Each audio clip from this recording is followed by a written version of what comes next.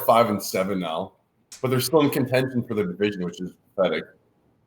All right, we're going live here, and there we are. Hey, It's your old pal Emac coming to you. Hat tip to one Fast Eddie Fear who covered for me. Family in town. We were trying to do this big dinner on Monday night, but we could only get everybody together tonight. So I had to audible in honor of the NFL and miss out on the NBA. But here we are. I'm joined by Eric, your Sunday crew here, and we have had some surprising action in today. Do you want to hit some of the highlights for those just tuning in to the NFL and recalibrating where their currently winnings are and what happened? Yeah, it's been a crazy day today. We had some teams that, Bengals got their first win, so congratulations for any Bengals fans out there. Andy Dalton making his return, a triumphant return to the starting lineup. Here, the Miami Dolphins pull off the upset over the Eagles at home in Miami, so that was a big win. Devontae Parker went off, did his best Randy Moss impersonation. Had him in my cash lineups, early and main slate. Yeah. So if you had him, you probably looked pretty good today. Big win for the Ravens at home against the Niners. That was a game that I think most people were pretty excited about and were tuning into. And then some other games just kind of ho-hum, business as usual for some teams as well. The Chiefs, racking off another W, and Chargers just can't seem to get out of their own way. Always a fun game to watch them play. You just never quite know what's going to happen there. They had a second-round pick going against them, Drew Lock from this last year's draft. Guy played great. So, a lot of exciting action today. It was a shorter amount of games, just due to the Thanksgiving slate. Happy late Thanksgiving to everyone. Hope you had a great week with your family and friends. And thanks for tuning in this evening. We got a good one for us tonight, though. We got the Houston Texans taking on the New England Patriots. One thing when it comes to showdown slates, let me tell you, I just despise the New England Patriots. For years, Bill Belichick has made it one of his, I think, goals for the season is to make fantasy sports complicated for us. And he has left it the same this week. They had 17 questionable players coming into tonight. Majority of those were due to illness, but I think a lot of that has been cleared up. They actually had a separate plane for players, like they quarantined them to try to keep them separate from one another. Oh my! For tonight's game, so pretty interesting. You had some guys questionable leading up to tonight. We'll get into that. We'll get into team by team, position by position. But everyone is pretty well active that we expected. So shouldn't be any surprises as we experienced last week. Exciting game tonight and big AFC matchup. We'll see where it goes. Emac, who you like tonight, New England or Houston? I'm going to go with Houston at home, just barely. I think the template might have been laid out a little bit by Lamar Jackson. We know that New England struggles a little bit with mobile quarterbacks. Now, nobody is Lamar Jackson. Let's just put that out there. I'm looking today. He had 100 yards rushing, a rushing touchdown, 105 yards passing touchdown. They beat San Francisco there. I can't believe I scored a 176 in my main cash lineup, and I'm losing to a bunch of people. How'd that happen? Jeez Louise. Robert Woods I did not have. I was all excited about Devontae Parker, but Robert Woods, wish he would have made my lineup. In any event, for Deshaun Watson, he scored 5 rushing touchdowns this season. He just has 300 rushing yards, which is more than most quarterbacks, but he's not a running quarterback per se. But he can buy himself time in the pocket, and that's very important. Obviously, he has a nose for the end zone, as the announcers would say. And the other thing that he does, though, is he's willing to hold on to the ball longer than most quarterbacks. So he gets some sacks as well. But I think he is someone that's mobile enough to get things done. Now, what happens with Hopkins? How healthy is Will Fuller's hammy? Seems to be okay. Kiki Kuti is inactive again. He played, I believe, the last 2 weeks, but then is coming off 2 inactives. He's still in the doghouse, but that means Stills and Fuller should be healthy enough as far as they know.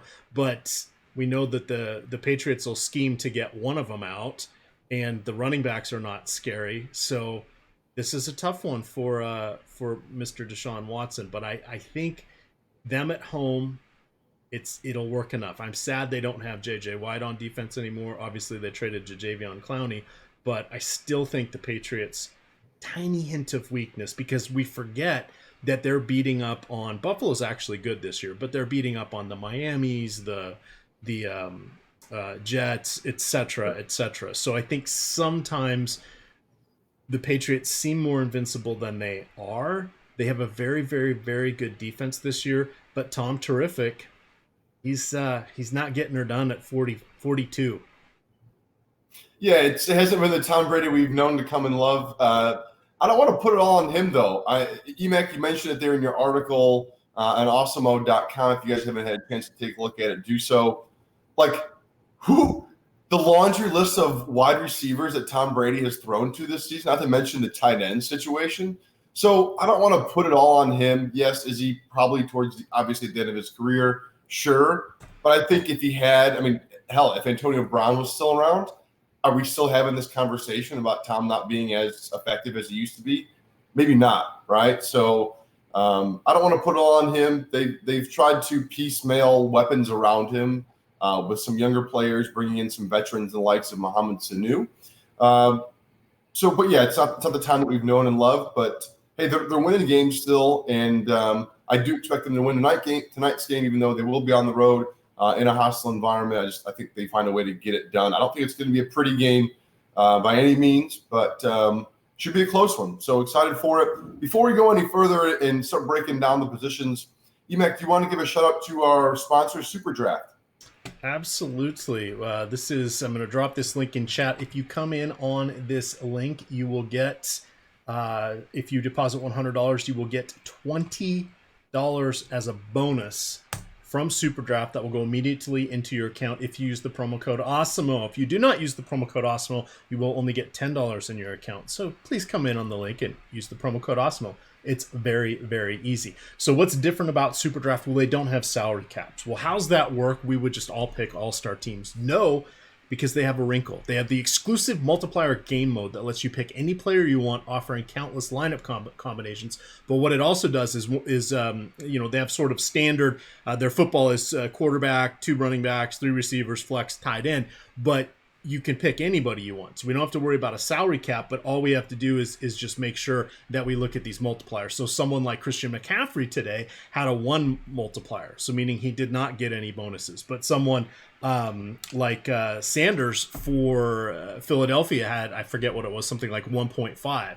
So who would you rather have? Well, today you would have rather had Sanders than McCaffrey. So that's the extra wrinkle that's in there. But again, they're focusing on doing overlay. That is their marketing tool. They have basketball, hockey, and NFL at this point in time, and they did just launch single game contests. So they have contests for this very game tonight that we're talking about. But again, that is superdraft.io. Come in on our link, use the promo code AWESOMO, and you'll get $20 when you deposit $100.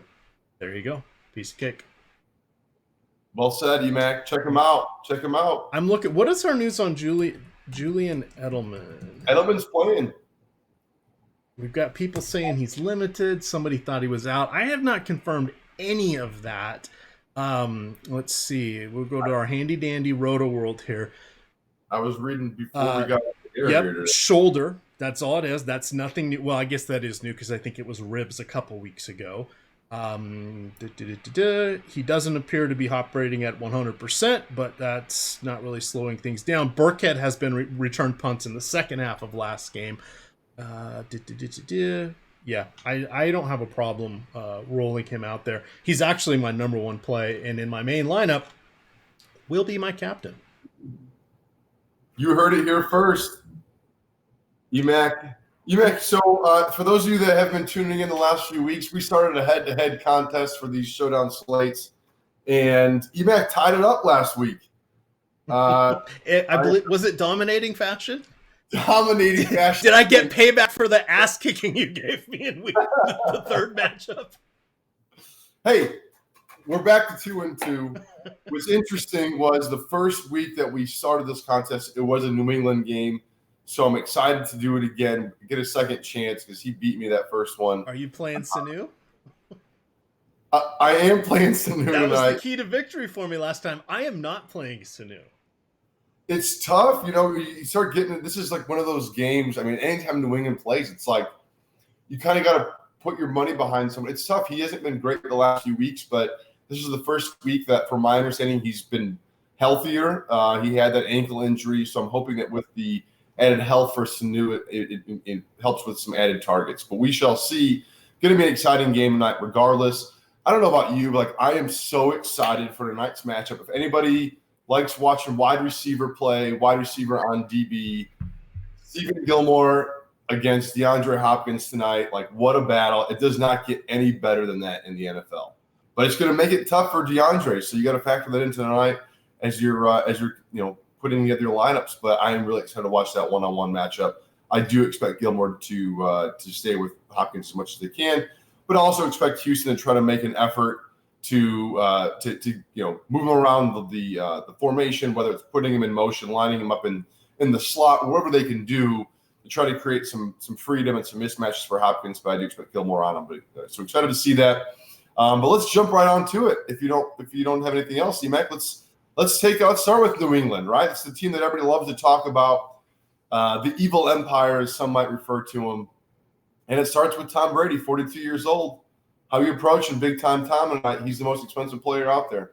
All right, so for me, let's see. I ranked him 5th overall. Now, that's because his price is up there. He's a top 3 guy on both sides. He's actually 3rd in the league for passing attempts per game. I want to say it's 41 or 42 per game. He has topped 300 yards, or he has not topped 300 yards in the last 5 games. In those 5 games, he has just 5 passing touchdowns. The Patriots are 4-1. Houston has the 5th worst passing DVOA. They're not helped by not having J.J. Watt. They have one of the worst pressure rates, and that's where you can make Tom uncomfortable, is if he does not have a clean pocket. Brady doesn't get sacked a lot. He doesn't throw a lot of interceptions. I think he has 6 or 7 on the year, which is a lot for him, but not a lot compared to most of the league. So he's adequate, but I don't see the upside for him. So That's my assessment for him. I have Edelman as my number 1 overall play for 2 reasons. Well, 3 actually. Point per reception. I've got 1 lineup on FanDuel, and then the rest I'm playing on DraftKings tonight. So full point per reception. Number 2, he's the trusted receiver. He has basically double what everybody else has combined from the receiving core. That's a little hyperbolic, but pretty damn close to being double, and throw in the tight ends, and it's still double. So I like that. And then I think his touchdown equity is still there no matter what, because it is Tom Brady throwing to him. And I think people might be a little afraid of him tonight because of that injury tag. So I've got him as my number 1 play. Remember, people were worried about, and this is not saying that we shouldn't worry about these things. People were very worried about the weather in Green Bay. Rodgers had 4 touchdowns today. Devontae Adams caught 2. I mean, stuff happens. It's football. Maybe you get lucky when your team has the ball and it's not as rainy or gusty or whatever. Maybe he's not as hurt as we think. This could just be the usual, as you mentioned, so many Patriots getting the questionable tag. I'm willing to take that chance. I've said it on almost every show that we do here. I wave goodbye to this money in showdown slates, and I hope some of it comes back to me. So I'm willing to take a little more chances. Yeah, it's just in one game you really have. It can go any which way, right? We've seen it time and time again. Emac, I always like to try to play the contradict to what you say, but Edelman is the safest play. I certainly agree with you. It's hard to argue that. In a team where it seems like everybody gets a piece of it, he's the one guy that just seems to be rather consistent. Brady, on the downside, doesn't have any great options, has good options. Edelman seems to be the best of those. So, yes, I think Brady is someone that I'm okay about, but because of his cost, not someone that I'm in love with for tonight. But as we look at that, we talked about Brady, we talked about Edelman. Let's stay on the wide receiver position for New England, EMAC. There's a few more options behind him, and every one of them seems to get targets. You have the Philip Dorsetts, you have the Mohamed Sanus, you have N'Keal Harry's. I'm missing someone. Who's our fourth? Um, uh, Jacoby. Did you say Jacoby Myers? Jacoby Myers. Thank you. Yeah, the Jacoby rookie. Myers, N'Keal Harry, Jacoby Myers. They're seeing targets. So after Edelman, EMAC, how are you stacking your lineup if you're including a second wide receiver? Who is that for you? And who is someone that you are staying away from tonight? I am staying away from the Patriots running backs on my main lineup. I will not have any of them. Okay. I think for wide receiver. Yep, it's too hard to guess. So for wide receivers, I am going to play Philip Dorsett in my main lineup. Okay, like Dorsett, like big play opportunity. Yep, he's back from the concussion. Sanu, a little bit dinged up as well. Again, we don't know how much, but he hasn't done a ton since coming over from the Patriots outside of one decent primetime showing. Yes, that was intentional, Eric, that I said it that way. But I don't feel that I can go to him tonight, and I need the savings from Dorsett to make my lineups work. And I'm also playing him in that prime time Sunday night to Monday night as well. Dorsett, that is. Okay. So Emacs high on Philip Dorsett tonight. Sees a big night out of him potentially. Wide receiver spot certainly tough call. And then you alluded to the running back position, which it doesn't get any easier at that position for the New England Patriots. A variety of options. We know Sony Michel is going to be the lead dog. He seems to be getting his 15 plus carries a game, regardless of how low his yards per carry is. Rex Burkhead back in the fold to a small degree, and then obviously James White, the third down back, really consistent. Rough week last week. That was pretty much everybody for New England playing in that weather, obviously. But White has been fairly consistent. He's someone that I like tonight. And so what do you make of the running back spot tonight? You're staying away. If you had to pick one of those guys, and I don't know. And normally I'm a James White guy, so I think I would still side with James White. However, so let's show. So I said we're back to the three-headed monster of Sony Michel, who over the last 4 games he's got I think 19 carries or more in 3 of the 4, but he only has 6 targets. So we know he's not involved in the passing game. I was surprised he had 6 targets, which is 1.5 per game. So not good when you're surprised, and it's just 6. James White in the last 2 games is 7 carries. I thought that would be more, but he's 7 for 25. He does have 10 targets, yet he has caught 5 of them for 10 total yards. Yes, 10 total yards. No bueno. I'm still leaning towards him. And then Burkhead, finally healthy, as we kind of alluded to. He was returning punts for Edelman in the last game, but in the second half. But he's seeing 3 to 4 carries per game, 2 to 3 targets per game over the last 4. I said each has their own merits, but we're just rolling the dice. Can you get in the side or inside Coach Bill Belichick's noggin?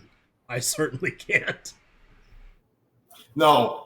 Brandon Bolden, just in case we wanted somebody else. And Bolden, yeah, he always Bolden seems to be that guy. He gets the end around at the 4-yard line, right? Yeah, that weird tight end sort of handoff that the Rams made popular a decade ago. Yeah. Yeah. And I saw the 49ers actually pull that out earlier today with George Kittle. Anyways, yeah, it's tough to make of the running back position. Michelle, you've seen them. One thing I've seen watching New England over the season, and I have Michelle, it seems like in every single one of my season-long leagues, so you know how that's going for me. They've tried to mix him into the running or the passing game a little bit more. It seems like they're a bit predictable. When Michelle's in the game, it's more likely they're going to be running the ball. When James White's in the game, they're probably going to pass. I'm just the average Joe watching the game here, and I can pick that up. I know that the opposing coordinators are also seeing the same thing. So it'll be interesting to see if New England tries to get a little creative in getting Michelle involved more into the pass game to be less predictable. I think that's probably been one of their bugaboos for the season. So we'll see where that goes for tonight. The tight end position is pretty much one name. It's Ben Watson. I think our boy Izzo was out for the illness tonight. H to the Izzo. Are you high on tight end position for New England tonight at all? Anybody that you're throwing in there? No, I don't even know who their backup is going to be. But here's what I found out when researching this game. Ben Watson will turn 39 on the 18th of this month. Let's see. He's led the timeshare with Matt Lacoste, who returned from his injury in week 11. That week, Watson had 4 targets. Lacoste had 2. Last week, they each saw 1. That's not very many targets. So I am not playing in my main lineup any of those guys. They can sprinkle into the other half that I'm playing in the tournaments and the boosters and the winner take alls and stuff, but I'm not expecting greatness from them. By the way, our NFL DFS projections are free. I'm going to drop that link in the chat for you guys. So enjoy. There you go. Yeah, it's funny. Like New England, we're having this conversation 2-3 seasons ago. It's the Rob Gronkowski conversation. Just goes to show how the New England offense has had to evolve with the different players they have in. To the point now where New England tight ends are getting 1 or 2 targets in an entire game. So yeah, it's tough to get behind or get on the Ben Watson train tonight. Who knows? There's always that play action, again, that short play action from the goal line opportunity. New England does like to do that, but I can see them trying to hammer it in if they do get to that point here tonight. The New England defense, drum roll. I think that's a spot that I know EMAC, you seem to like them in. They have been just incredible for the majority of the season. Basically, besides the Baltimore game, New England has been good. How are you approaching them tonight? Are you including them in every lineup, or is that somewhat? No. If they were at home, I might be a little more inclined, but they're not in my main lineup, but they are definitely in play everywhere else. So if they make it into my showdown slates, I'm fine. If they make it into my primetime Sunday night and Monday night 2-game slate, I'm fine with that. One of the McCourty's brothers is out. I don't think that's a huge difference. You mentioned that their good cornerback is still there. They've still got the line. They've still been really good with the pressure coming against players. I'd like them better if they were at home. Let me just look at my notes and see if I had anything exciting. Houston has allowed more than 3 sacks in 6 of their 11 games. Patriots are 5th in the league with 37. So I'd set the over-under on sacks at 3.5 tonight. That might be a little aggressive, but I'm willing to go there. The Texans, however, have had only 14 combined turnovers, so that's barely over 1 per game. New England leads the league with 29, so almost 2 per game. But being on the road, so I would say you're going to get the over-under of combined turnovers and sacks, in my opinion, tonight is 4.5. If you think it's going to be more, then play the Patriots defense. If you think it's going to be less, then about the only way you're going to get burned is if they have a defensive touchdown or a kickoff return. Yeah, that's fair. EMAC, I'm not going to shed a little too light, but I'm taking the over on that 4.5, baby. Okay. I like the Pats to get a few sacks tonight. I like them to cause a couple turnovers. I'm going 5.5 for sure. And yeah, you can bet that I'm putting that lineup versus you tonight. I want my revenge, baby. Let's go, Pats. It's Jason McCourty that's out for tonight for New England. The kicking position, all of a sudden, a little twist for you guys. Nick Polk out. Sub in Mr. Fairbairn. Did a Fairbairn ever play for the Jets? I thought that was a requirement for kickers being pulled off, the Mike Nugent, etc., being pulled in and recycled by the Patriots. Yeah, that is a prereq. You do have to have had a pit stop there. I don't know if he played for them or not. Regardless, I'm sure he had a cup of coffee there. Regardless, are you playing him? Like we can substitute. We can just jump right into the kicker spot altogether. So he's actually not in the FanDuel player pool. He is in the it's Kai Forbath. So Forbath is not in the FanDuel player pool. He is in the DraftKings one. I like Fairbairn. He's the rookie, or not the rookie. He's 4th-year guy out of UCLA. So I think that's fine. No, but now I gotta. What are the odds of having 2 kickers named Kai in the same game? It makes it incredibly difficult to do a show on them. I'll tell you that. But interesting. I mean, New England, they've been one of those teams that has shown they have no problem going for it on 4th and short. Hell, they've gone through on 4th and short on their own side of the ball, own side of the field. We've seen that years ago against the Colts. So with the sub-in of kicker, maybe that plays a little factor into if they're at that, 40, 45 plus yards, are they going to kick the field goal or are they going to go for it? Yeah, I wouldn't worry about. So I knew Fairbairn played for the Redskins for the better part of 4 seasons. Then he got a little time with New Orleans for half of a year. Then he was Minnesota's kicker as a fill-in for 7 games. Then he was their kicker full-time for a full season. And then last year, he had 3 games with Jacksonville. So he's kind of been all over the place, but he's played in 1, 2, 3, 4, 5, 6, 7 seasons. So he's obviously a veteran, seen a bunch of different stadiums, mostly outdoor kicking. So I'm not worried about his ability at this point. I mean, good God, really? He can't be that worse than Mike Nugent. So. No, he can't. Yeah. But we can't pick him on FanDuel. You can only get him on DraftKings. So I'd rather go with Kai Forbath as opposed to. God, that's just hard names. It really makes it tough, doesn't it? I saw a question come in I want to get to really quick. Somebody asked, does the Jason McCourty injury make Fuller more valuable? I think Fuller's value is high today regardless. We'll get to that in a second. But it's Devin McCourty is the starting safety, not Jason McCourty. So I don't see that playing a huge difference, if that answers your question. But I think Fuller's still probably a good play. Yeah. Let's get on to those Houston Texans. We got about 22 minutes until kickoff. Deshaun Watson, it starts there. It's the QB that my Chicago Bears should have drafted if they were smart and simply got Mitch Trubisky. Regardless, Deshaun Watson is the QB for the Houston Texans, and he's a good player. He does like he is punching it on his own. He can run it in, so he does have the dual threat to a degree. How are you approaching Watson tonight? Is he someone you're including in your lineup? Is he someone you're approaching the captain position, perhaps? Yeah, he's definitely in my main lineup.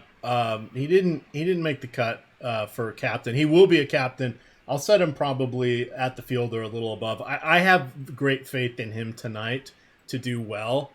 It's all in context. I think that this might be a lower scoring game than what we're kind of thinking in our mindset. Certainly, we know that the New England defense is good, but I'm counting on Houston to have some pep in their step. If you saw, their linebackers came dressed as SWAT guys with like bulletproof vests and magazine pouches, and yeah, so I don't know. It seems like they're geared up. But I think Watson, the whole point being Watson, I don't know that he's going to get 300 yards today. I think he will have his hand in 2 or 3 touchdowns. That means he could run one in and or pass a couple, but I'm not seeing major fireworks for him. But I'm not seeing major fireworks from really anybody on this team or the New England team. I think proportionally he will be accountable for probably more of the scoring. I think it's going to be him, Edelman, and I'm going to say Hopkins as the guys I have as the top 3 scorers, and those are the top 3 in my rankings. And that's full PPR, by the way. You can start to split hairs there on half-point PPR, but I still think those 3 will definitely be in the conversation for what we're doing. And I think from a point per dollar, they're all going to be good. I just don't see anybody blowing it out of the water today. But hey, I didn't see Miami putting up 100,000 points on Philadelphia either. So what do we really know? The Philadelphia pass has been suspect for a large part of the season. Fitzpatrick, the ageless wonder. He's auditioning for teams for next year already. I love Ryan Fitzpatrick. If you like football, you like Ryan Fitzpatrick. There's no way you don't. Like, that guy's a gamer. Back to Houston. Talked about Watson. I think there's the next 2 positions we'll get into are I think is where it's going to make or break you tonight. The Houston running back position. This is one that I think people are going to have strong opinions on. They're either going to be in one camp. They're going to be Camp Carlos or Camp Duke. Which camp are you in tonight? I'm going with Duke Johnson if I have to choose between the 2 of them. Basically, they are the only 2 running backs that get touches or snaps. It's about, from a snap perspective, 60-40, 65-35. Carlos Hyde, I think we'll see a lot of Hyde the first two drives because they're going to be handing the ball off. And God, they were running it. They've been running it when they've been losing by multiple scores. I don't know why they do that, but hey, coaches are brilliant. But that said, I'm going with Duke Johnson because I think they're going to need to do some swing passes or could be playing from behind. That's kind of where I think Watson's going to be the maestro that's getting the yardage, and I think Duke Johnson is a more viable option because he'll be close to swing passes, etc. Might be the extension of the running game, as the announcers like to call it. So yeah, he's been fairly consistent. Emac, this is one of those cases where I am going to take the opposite approach. I like Carlos Hyde tonight. I think if Houston has a chance, if they want to win this game, they're going to have to be able to run the ball, like no question about it. They're not going to be able to. I just don't see with this secondary, this pass defense for New England, they're going to struggle a little bit. I mean, they have too much talent on the outside to not get anything going. But I think they're going to need to establish the run. I think it's going to start with Carlos Hyde. This guy's been getting it's similar to Sonny Michel. Like he's getting those 15-plus carries. The one game when they got blown out a couple weeks ago, he only had nine carries. But otherwise, he's 15-plus carries a game. For me, fantasy is all about volume. I see Hyde getting the volume tonight. Will he get be used in the pass game? Probably not. Maybe he gets one or two catches. I think if they get down to the goal line, there's a good chance that he punches it in. So I like that upside that he shows. So I am in Camp Carlos tonight, and we'll see that as we unveil our lineups later.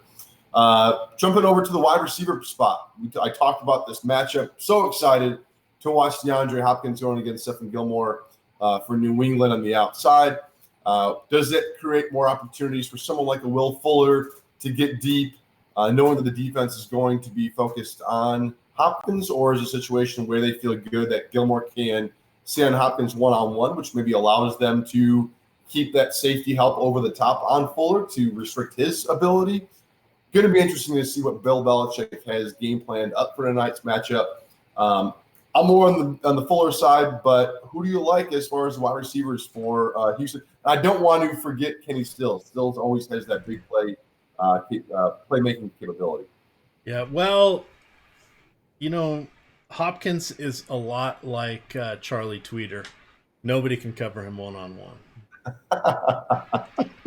Charlie Tweeter. For those of you that are like 21, you probably don't know who that is. Oh, they have to have seen Varsity Blues. Come on. Do you think so? I don't know, man. Well, I talked about Hoosiers on a basketball show, and literally my co-hosts had not seen of Hoosiers. They've heard of it, but they've never seen it. And I'm like, how can you have not seen Hoosiers? It? I grew up in the great state of Indiana, so that's blasphemy where I come from. But on the wide receiver spot, Hopkins, man, he's Nuke, as they like to call him. He's a bad mother. He always seems to get his. He's been on a tear as of late. Off to a slow start early in the season, but he's been on fire lately. They've been finding ways to get in the ball. It seems like he's back to being his old self. But a tough matchup tonight. So as much as I truly love Hopkins, like he's a guy in season longs, I try to get him in my team as much as I can, almost to a fault. I don't love him tonight, unfortunately. It pains me to leave him out of my lineup, but I did just that for our head-to-head tonight. So we might not have any of the same players in our head-to-head. I think we'll have one. I think Edelman is going to be the one consistency that I know we're both going to have. Gotcha. I think it's impossible not to have him in your lineup tonight. But besides Hopkins, do you have any love for Stills, or is it just those two guys for you? It's really Stills and how much you trust the hamstring of Kenny Fuller, or sorry, I'm blanking, of Fuller. Stills, I was making a mishmash of both their names. Stills has more value when Fuller's out, but at this point, I got to think Fuller's healthy. You're hoping he sneaks behind the defense when they're preoccupied with Hopkins, and that's going to be how he's going to have to make his hay today. With Stills, he needs an in-game injury, which isn't out of the question, to Evans, but I think he's even behind the tight end position from a trust perspective. Yeah. Yeah, it's hard to love Stills. He's like that 1 or 2 catches a game. Maybe he breaks loose because they're going to be focused on other people. But if you're in one of those big contests, you want some separation, Stills is perhaps one of those places to go get it, perhaps, again, for his big play potential, which segues us into the tight end spot for Houston tonight. Somewhat interesting, actually, between Darren Fells and Jordan Atkins. Production is somewhat split, as you mentioned there in your article. How are you approaching that position tonight? Isn't that wild? I mean, it's literally almost identical, with the exception of touchdowns. So yeah, 26 catches, 24 catches, 287, 289. It's crazy. Yeah, Fells has played on like 110 more snaps, but they literally are within 2 yards, 2 catches of each other, and four targets of each other. But Fells has 6 touchdowns and Akins has 2. So FanDuel Akins is 500 more. Let your personal preference lead the way there. I would take the discount on Akins at 2,800 versus 4,200 on DraftKings. That's not even a question for me. Okay. I need the savings. If I'm playing those top 3 guys, and that's why I want the chat to understand. I'm playing 3 of the primary Apex spend everything you got top shelf guys. I have to then cobble together savings at my other 3 positions. I've already told you Philip Dorsett, he's kind of a mid-tier. He's 6,200 on DK. Jordan Akins is the way I'm doing it. So there we are. All right. Yeah, it makes sense, right? I can see your logic there. It's kind of hard to argue. It doesn't feel comfortable. I grant you that. But there it is. So we talked about the kicker position. How about the defense for Houston? I mean, hey, Tom Brady, this guy isn't exactly sliding out of a whole lot of trouble. He's not going to beat you with his feet. Do you like Houston to get a few sacks tonight, even without J.J. Watt in the lineup? No. Probably 2 or 3. Okay. Brady's just so darn good, but I can see a pocket collapsing around him. And just there's nowhere to go because he's not fast. I'm sorry, it's Tom Brady. He's not. Fast would be one word he's never been described as. It's fast. I can promise you that. Yeah. So escapability, not high. High. Yeah, so I think it's one of those things that Houston's defense isn't exactly been stellar at all this year with Watt being out. I don't love him at all, but Brady, while he can wiggle around in that pocket, there's times where, to your point, EMAC, the pocket can collapse from time to time around him. And, no matter how many moves or how much he does work in the beach in the offseason, with his footwork, sometimes it's going to collapse on you. So, I don't necessarily love that defense either. We talked about the kicker position. So we got about 10 minutes to kick off tonight, EMAC. I wanted to talk a little bit about, we've had some questions coming in about the captain position. Okay. You mentioned your lineups are through DraftKings tonight. Who do you like for, who are your top, 2-3 captains tonight? You mentioned Edelman is one of those guys, I believe. How are you approaching that spot? Well, let me do a one. Let me upload our projections real quick and do a crunch so I can tell you exactly. I'm setting it basically at 10% each. I want to see where it comes out. I'm willing to take it spread out, but I really want a nice little mix of players tonight.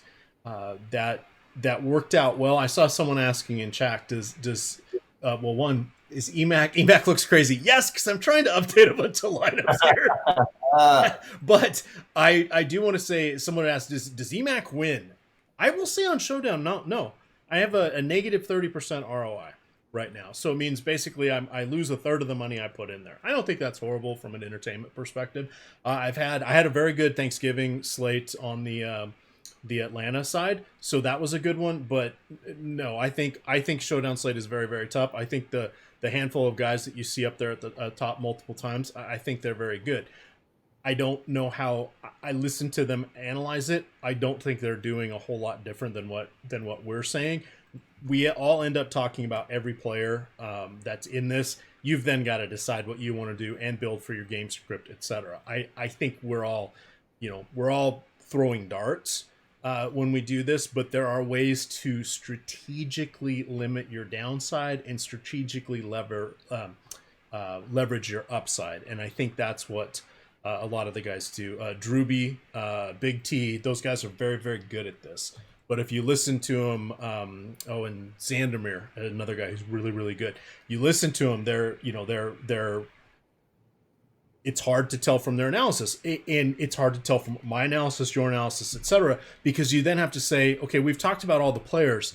Now what scenario are you building for? What is your leverage play for coming back? Is it a game today where we think that it's going to be a Carlos Hyde ground and pound? So maybe we should take Hyde, the Houston kicker, Brady, Edelman, and then figure out which other running back or receiver we want, one from New England and one from Houston, and then we're splitting hairs with the the New England running backs. Well, I may make 5 lineups around that scenario, and I've just named 4 of the core plays, but then it's how you're fitting in those other guys. It makes it really, really tough to do well. So I have a great respect for those guys. You're seeing their names on the top of these massive, massive prize pools. Alex, I'd say those guys because they also provide content. Alex does the Thursday night content for us for that showdown, and you see Alex up there a fair amount. Alex is very good at this as well, but they're all very good at building the different scripts and game flows and what may be happening or what they think is going to happen. And I think that's a knack that they have accomplished and shown very well. So I'm looking at it right now on DK. We're doing Watson 18%, Brady 16, Edelman 14, Hopkins 13. I'm taking them all at 10%, but I'm going over the field on Fuller, James White, Carlos Hyde, Forbath, and Fairbairn. And the reason I'm doing that is I'm just trying to build around different outcomes for this. So you guys have seen me do these shows before. Sometimes I will go very concentrated on my captains. Nolan and I did that the other night. Who was?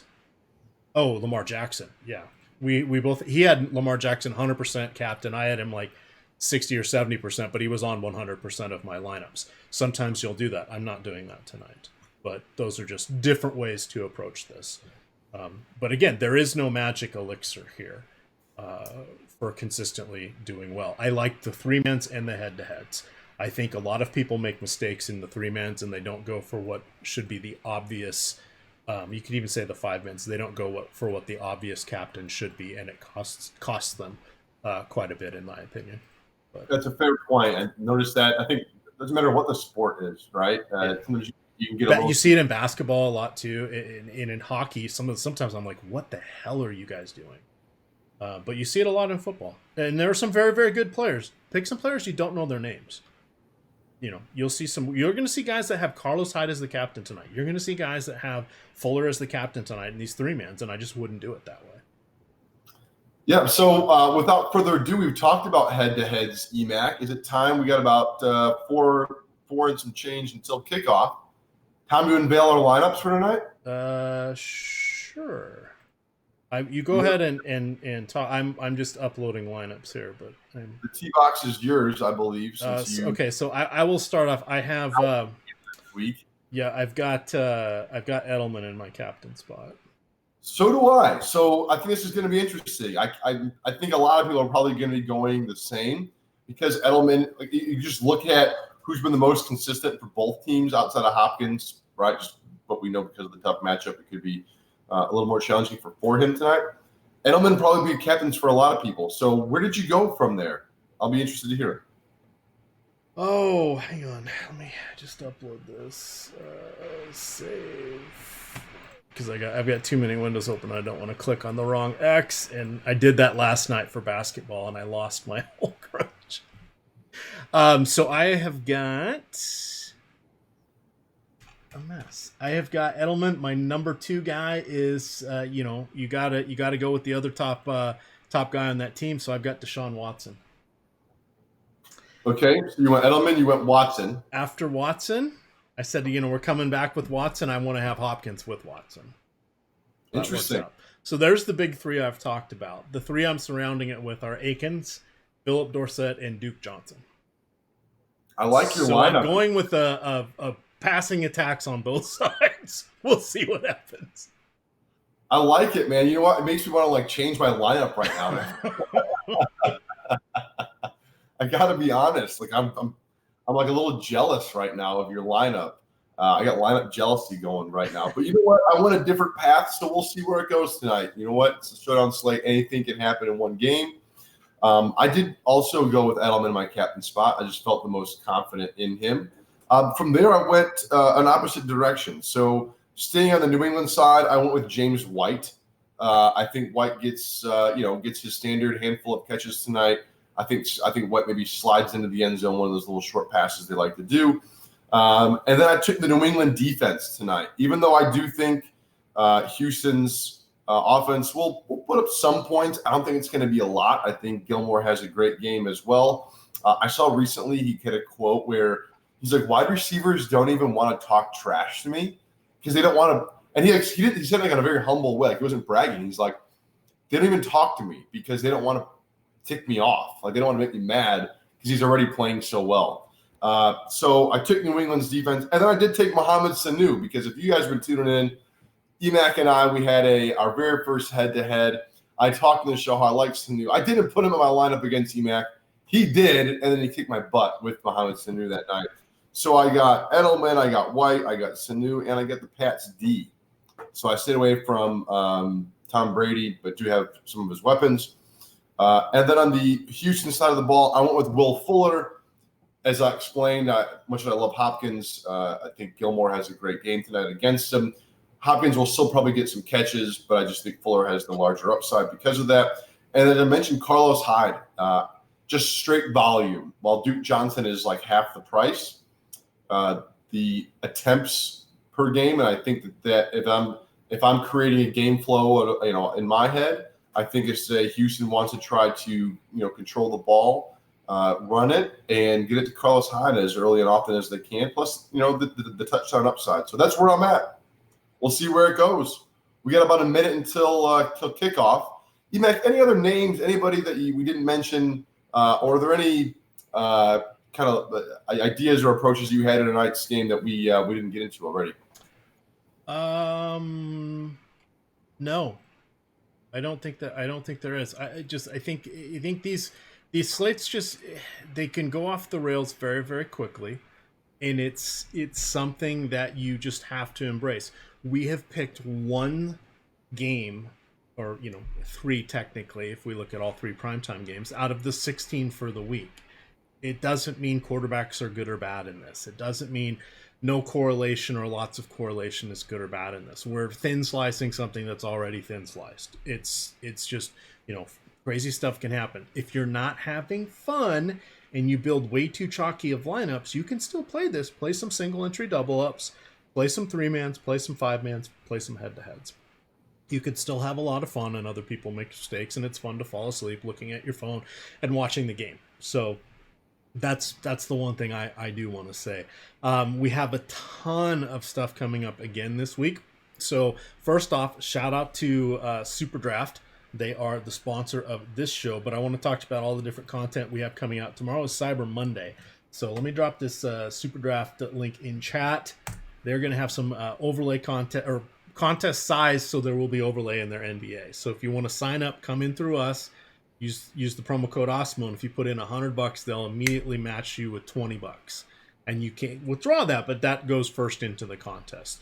And it's fun playing over there. It's multipliers, not salary cap. So you could literally play an all-star at every single position, but there might be guys that aren't quite as good but are in much better matchups that have a nice multiplier going for them that make them a better play. Hence McCaffrey versus Sanders today on their main slate. But they do have single game contests now, so obviously tonight is now locked, but they'll have Monday Night Football contests. So it's a lot of fun.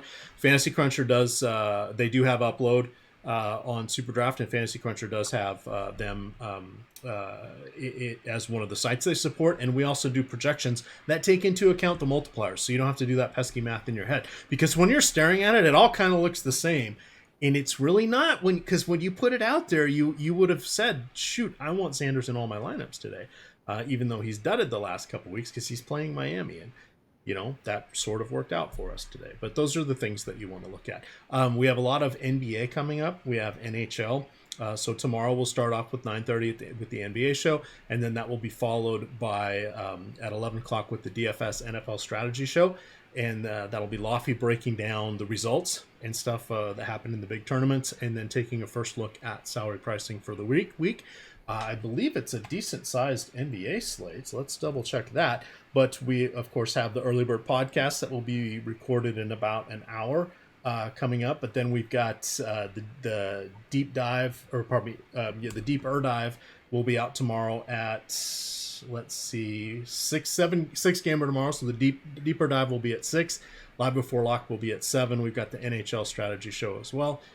All sorts of goodness out there. Then Tuesday is a 7-game NBA slate. Wednesday is a big one. It looks like about a 12-gamer. Thursday, solid with 4. And then we wrap in to the weekend there with a 10-gamer. So we got all sorts of goodness ahead. Eric, any final thoughts before we get on out of here? Don't. Opening kick just happened. Deshaun Watson's taking the field. Good luck, everyone.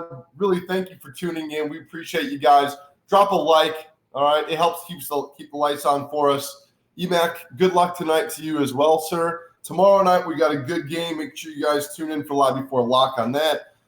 Seattle hosting Minnesota. Great NFC matchup. I'm going for the Hawks because the Bears need some help to get in the playoffs. Nothing else. Have a great night, everyone. Thanks again for tuning in.